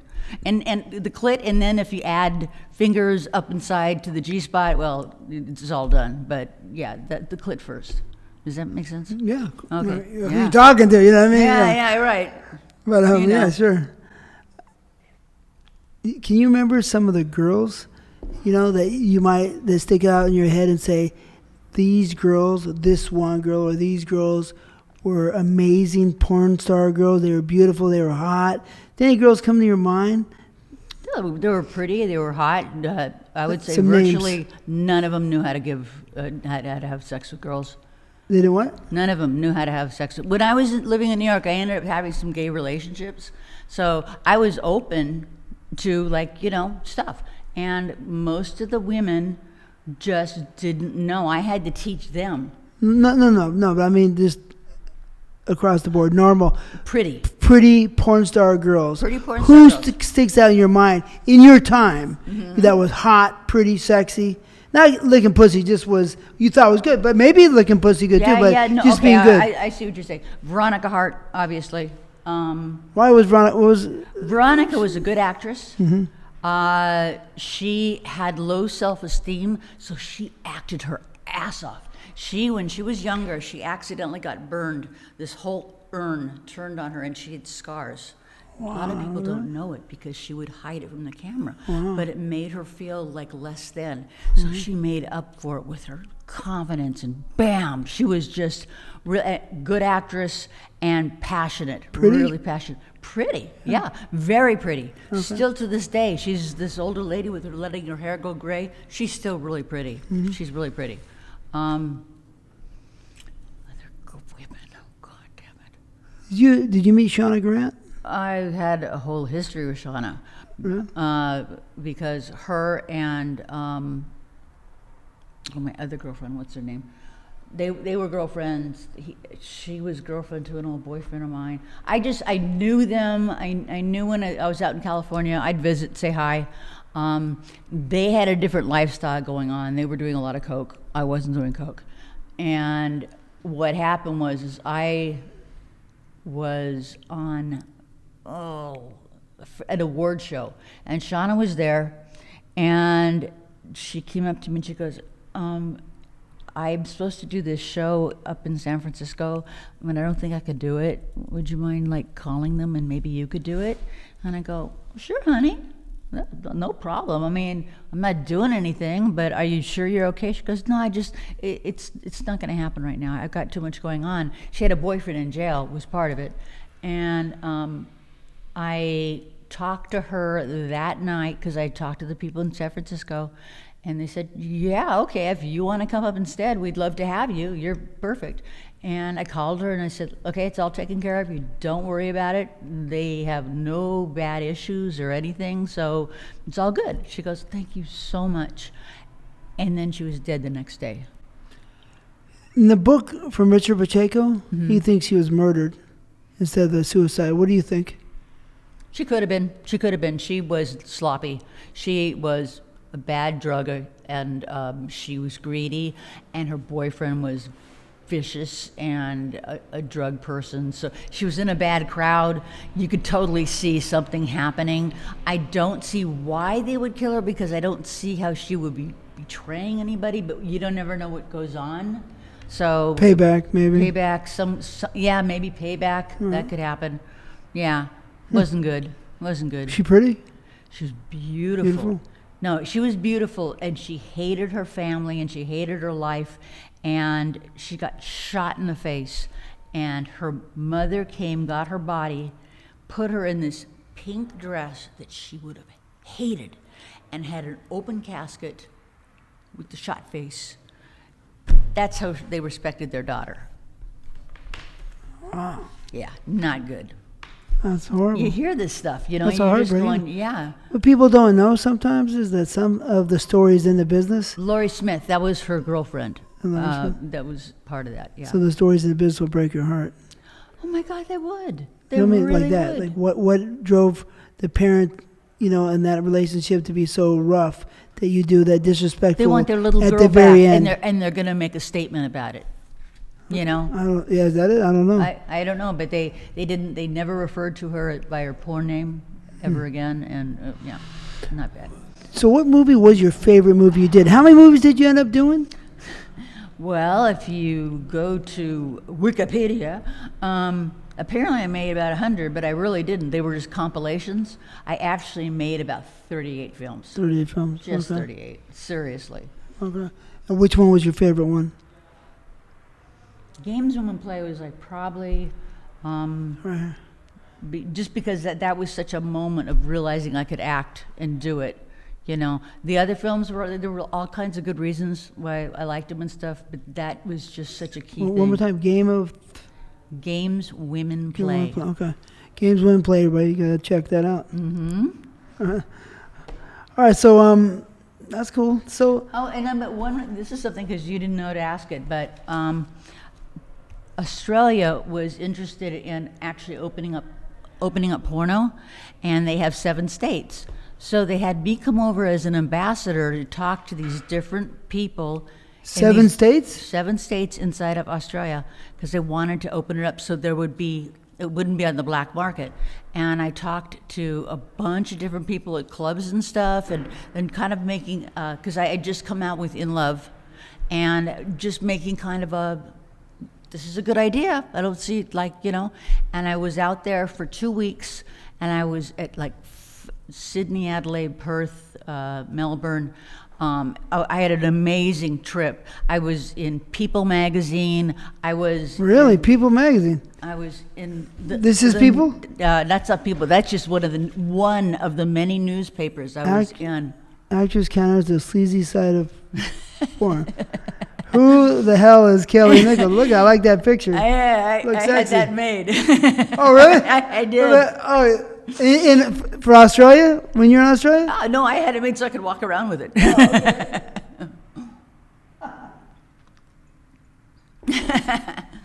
So this was in uh, Australian magazine. Australian. yeah, that was like I think 83 or 84 or something. But it actually didn't open up right away. So this didn't do any good. I ended up going back the next year with one of the guys who had me come out, and I wrote with the actress named Tigger. Have you heard of her? Tigger and I wrote a porn movie, which I directed. We were both in, and we just used people from Australia. And we went around to the different strip clubs like you did and stuff like that. And we had this one house. We kept painting a different color inside every room so it looked like different rooms and stuff because we had no budget. Oh, yeah? Yeah, no, it was crazy. But it was called, because the one movie that made me big was Roommates, so we called it Roommates Down Under. So I actually directed and did this film. Yeah, in Australia. Cool. So that was kind of a trip. That was like, How'd you like it? How'd you like Australia itself? I like it. I like it a lot. I think the people are a hoot. They're great. Yeah. They like to drink, but they're just they're basic. They're cowboys. They really are. They're nice. There was a girl that came around the business in 1990. Her name was Alice Springs, from Alice Springs. Okay, right. That's why she named herself. That's great. I like the name. Yeah. And we used to go out a little bit, but she was sexy and cute, but it didn't last long. But she liked to fuck around. Well, yeah. The girls didn't wear a lot of makeup. I remember that, and the boys liked to drink, but they were fun. A lot of fun. So, who are your favorite directors? I love Sullivan. Ron Sullivan. Love Ron Sullivan. You worked for him as an actress. As an actress and as a makeup artist, but he let you, if he felt you had talent, he'd let you run with it. Henry Pichard's his name. Okay, yes, right. Henry Pichard. And we loved him because he would have this water bottle next to him full of vodka. And you go in the bathroom, and there'd be like Coke and stuff. Yeah, was there? Yeah. Oh, tell me, yeah. But you knew because he'd come out of the bathroom going, "Booyah!" and then be like into the next scene. Harold Lyme is a good one. Another one who liked to do drugs, but he did some really fun, very early '80s films. You should check out Harold Lyme. He was an extreme one. Who else? Alex Dorenzi. I love Alex. It was cool. What a weirdo. But well, he's weird. Why? He's in his head. He's really in his head. So you can't always kind of second guess what's going on and where he's going to go with stuff. I mean, I started out one scene where he goes, "Okay, write down what you'd like to do. You've never done," and I wrote some stuff, and I think one of them, I said I never had a threesome, and next thing I know, I'm doing a threesome the next day. I go, "Alex, you didn't prepare me." He goes, "Well, you're prepared now." Well, you just want to get you want to get it done. No, you want to get something out of you, right? Trying to get. He did, which it was a good scene because I didn't know what I was doing, and I did some crazy shit. I called one of the guys. I decided to call him Anna Marie. I put a scarf around his neck, and I made him service me and the other guy. So it was like kind of me and the guy, and then this other guy who serviced both of us. So it was kind of an interesting serviced way. What? Both of me and the guy. So a guy servicing a guy? Mm-hmm. So it was a bisexual scene? I made a bisexual scene. Oh. Mary Louise, that's what I called him. But I mean, if I was in a scene and some girl told me, I'd say, no, that's not going to happen. You know what I mean? This was Jimmy, he had an afro. He was really cute. He worked out of San Francisco. And I had the feeling, you know how you have a feeling someone's fluid? Oh, I guess. All right, so yeah, I didn't think he was going to have a problem. And we were all kind of in this kind of like, let's do it. You know, sometimes you get on sets where it's just like. I mean, I've never seen that set, but you know. You know, like that, you know what I mean? But maybe not.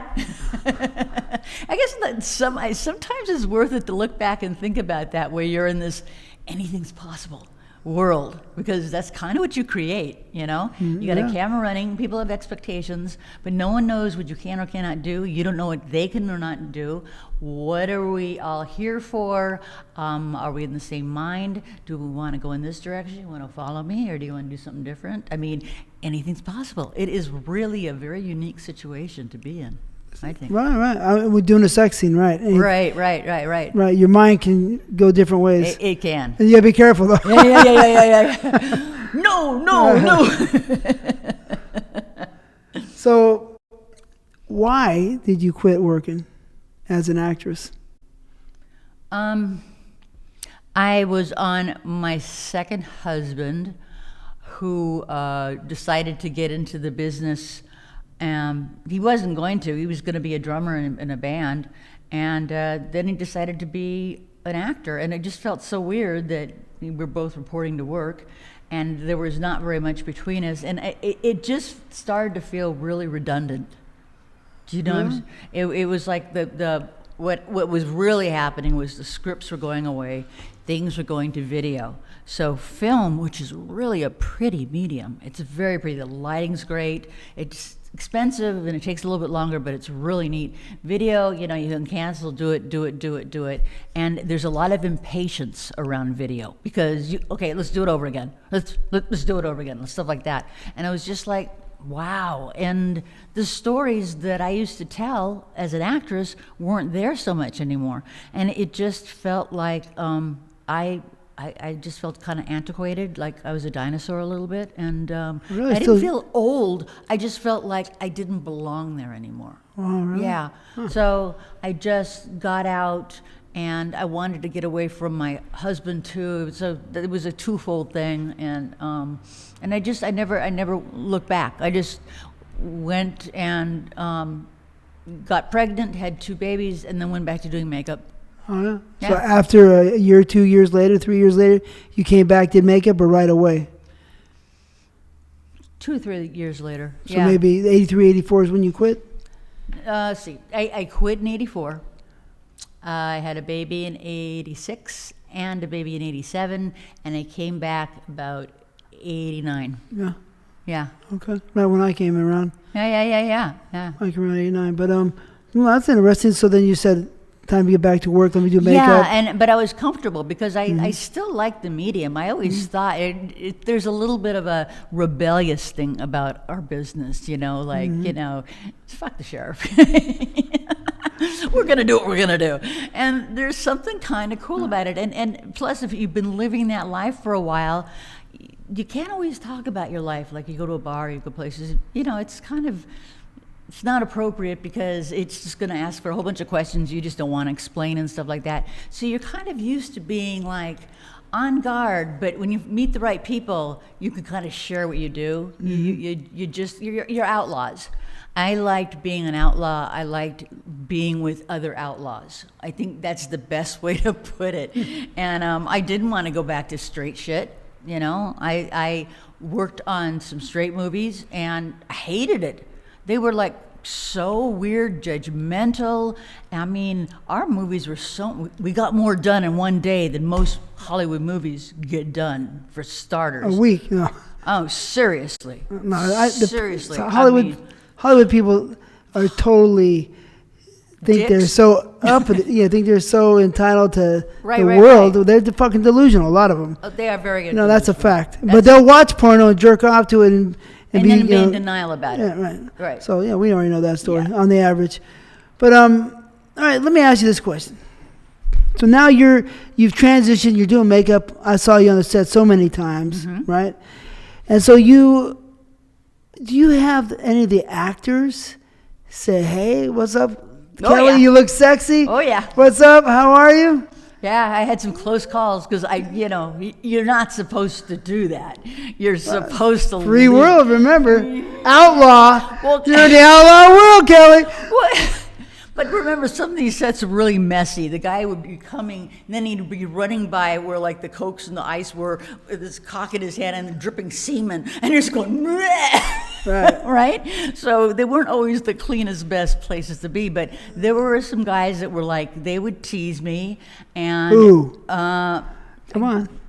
I can't. Really? I really can't. I'll tell you what, because 2 of them are friends of mine, so I'm just going to keep it cool. But I mean, just picture the early 2000s, the guys that My were time. there. Oh no, I'm past. I'm before that. Yeah. Yeah, it was a little bit before that, into the 2000s. So 2000. Okay. Yeah, and there was a couple times where I'd work late, and I'd be sitting on the couch or something over here, and the slide next to me you know, and we'd be talking, and then there'd be a finger between my. Really? Yeah, and I'd be like, okay, how far are we gonna take this? Wait, we can't. Did you can't, fuck? we can't. No. Never? I never did Yeah. because I just was like, I'm a professional. Did I you can't. suck? No, I didn't suck. There was one time I wanted to too. Ah, you can't say which one. I mean, you can say which one you wanted, right? What? You can say which guy you wanted to suck. Come on, that's not a big No, deal. I can't. Really? Oh, Really. come on. No. No, Just know that it was hard to turn down. It was? It was because I was working really hard. I had 2 kids at home. That's where all the action was on set. You know, like that. And I mean, you're only human. What do you?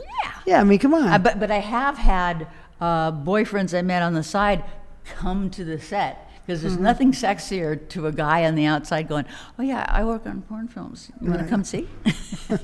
Watch. And have them come, and then you walk them to the car, and then you're having sex with them in the car. So yeah, we did that. But you did want to fuck a few guys. Yes, it did want to fuck. A few? 5, 10? 2 or 3? 5. 5 guys you want to fuck? The guys that I know? Yes. Or, yeah? Okay. Yeah. No. You guys had some. You were like really pretty guys. I thought you were really, really pretty.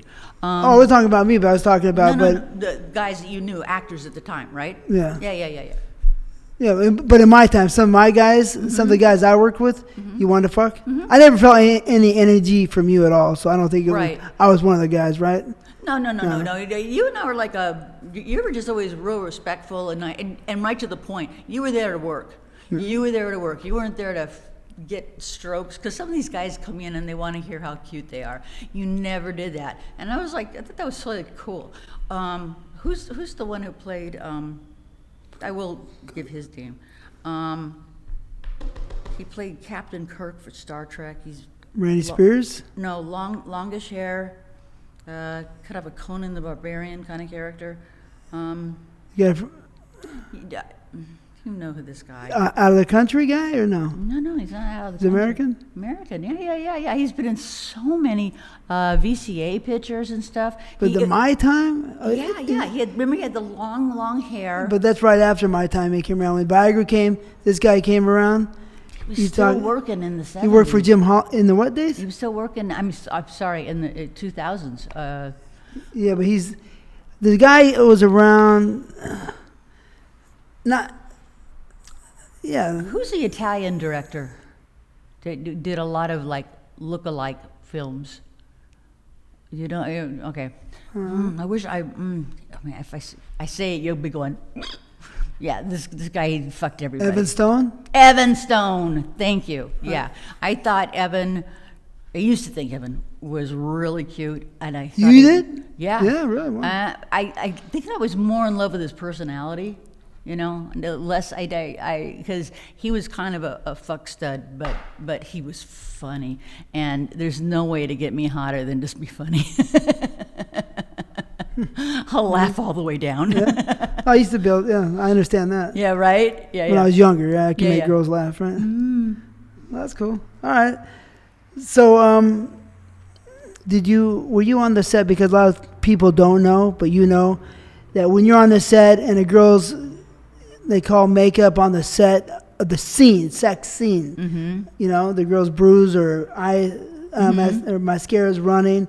Did you ever encounter a guy waving his dick in front of you or is trying to be funny? No, but Okay. I will say that we had one guy who couldn't get hard, and they had to fly a stunt cock in, and then I had to take mascara and do his pubic hair so he matched the guy that really? they did. So that was my big contribution.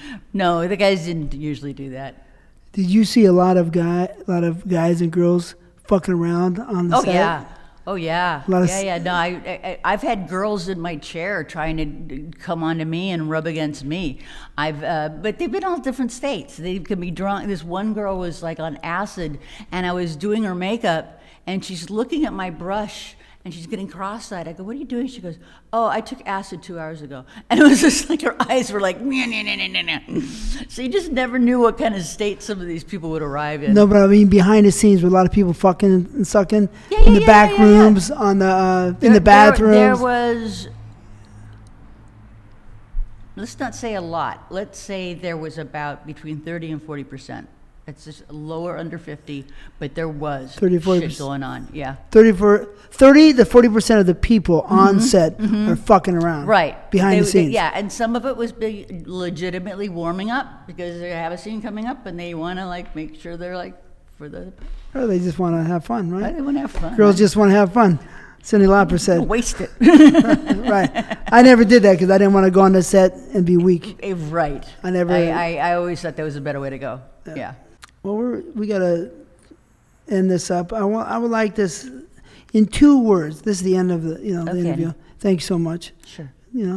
In 2 words, can you describe your experience in the business?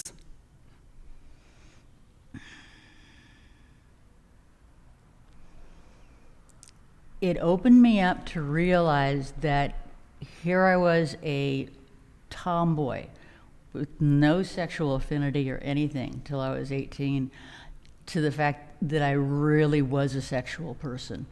And masturbation, fucking, it's such a normal thing, and that I had let it go for so long that it was alien to me. So actually being dropped in the middle of adult kind of made me a woman, a sexual creature, and I'll be ever grateful. Sound right? 2 words, though. Oh my God. 2 words. Give me 2 words. Oh, good sex. Good sex? Okay. I'm sorry. No, that's cool. So good sex. But I have 2 more questions, but that's Okay. kind of like the end of the porno. Uh-huh. If you could go back in time and change one thing or say something to someone, when or what would that be? I would have talked to Shauna Grant and talk her down. That's my big regret. Yeah, honestly. So all the other stuff, that's a pretty big. That is a big one. Yeah. All right. Who would be your all-time fantasy man and woman, to do a sex scene with?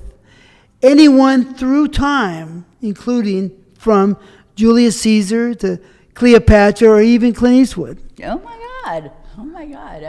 Joan Collins. Oh yeah, in her time? She's hot. And guy-wise, oh my gosh. And this is through time. This is through time. Well, Joan Collins is, I know, but we're all the way even to Cleopatra. Right, okay. Anytime, but hard to know how pretty they were back then. I don't trust history. I think they're all dirty. Okay. I like it a little bit up. Guy. Man, I don't like most guys. Al Capone. Oh no, he's a dick. A power. No, You like outlaws? How about Jesse James? Jesse James could be hot. John Dillinger. No, he had problems. No? Yeah, this problem is that you find out these guys have issues, and it's just like they're going to take him to bed. So, Billy the Kid. interesting. I'd catch him young. I'd like to do him young. Okay, Billy Kid? Yeah, He I'll died do- when he was 21, supposedly. Okay, I'll catch him at 18. All right, so that's it. Kelly Nichols and Billy the Kid do a sex scene. Yes. That's TTBoy TV out. Thank you for tuning in. Thank you, Kelly, so much. You're welcome. See you guys later.